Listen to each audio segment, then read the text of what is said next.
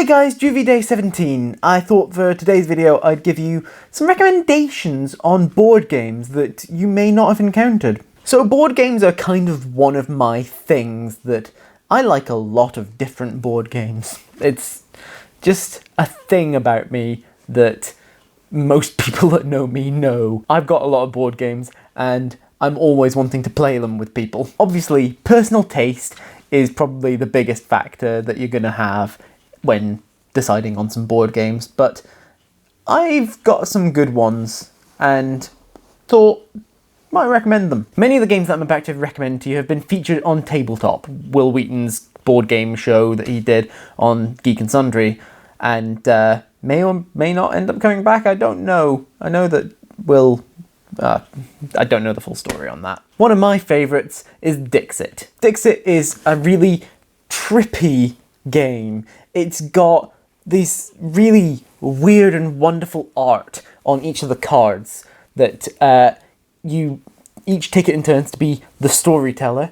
You pick one of the cards from your hand and you say a phrase to do with it. And then what happens is everyone else has to pick a card from their hands that also fits it and then put it all together, and then they've got to try and guess which one yours is, the person that said the phrase in the first place.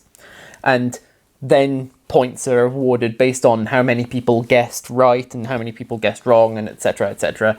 And you've got to try and get it so that not everybody gets it right, but enough people get it right that no one has got it completely right, if that doesn't make much sense. But it's a really cool game and I always really enjoy it. Another one of my favourite games is SuRo. It's a really, really nice, quick, easy game where you get these little tiles and you move your character on the tiles.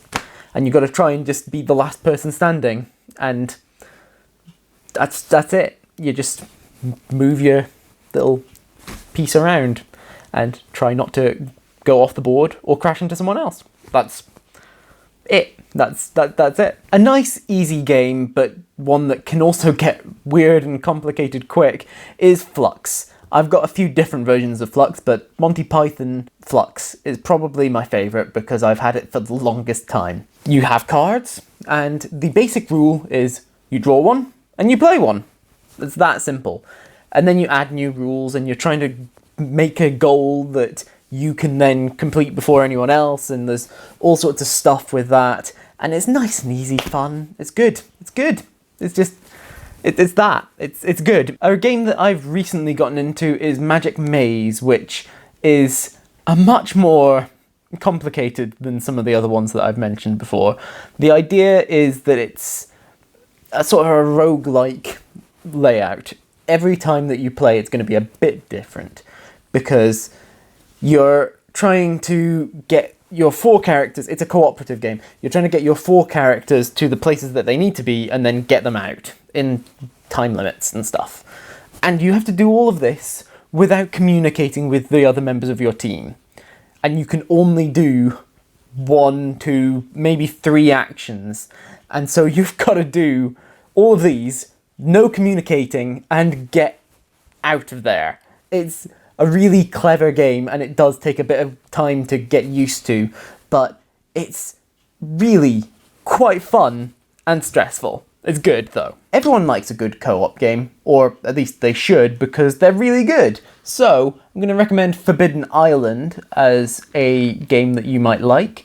It's a co-op game where you lay out the island, and then you try and get all 4 treasures, and then get to the launch pad thing to get away.